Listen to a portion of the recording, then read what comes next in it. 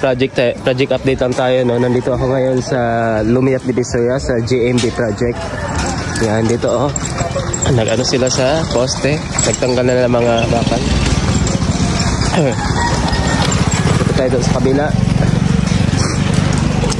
Dito sa kabila, sabi ng contractor dito, nagro-roofing na daw sila. Yan oh.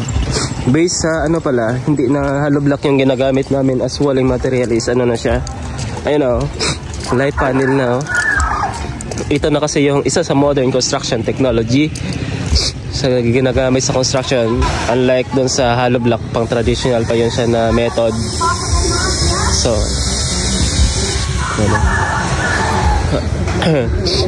so dito nagro-roofing, naglagay pa sila ng ano para hindi mainit yung ano tawag dun.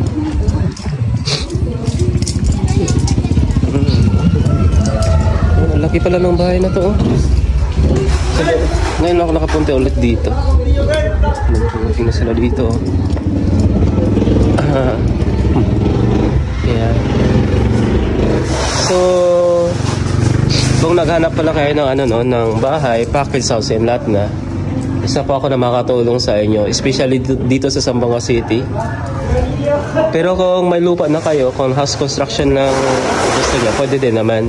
At kung gusto nyo yung ito na walling material yung ginagamit oh, light panel na yan oh. Ang advantage nito is ano siya, mabilis yung pag-build ng wall kasi ano na siya pre-fabricated na sa manufacturer. So yun lang no, nag-project update lang ako dito sa GMD project. So kung ayun lang,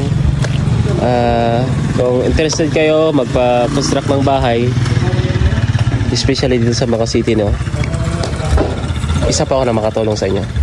Yun lang, thank you for watching. My name is Sylvester from your Dream House.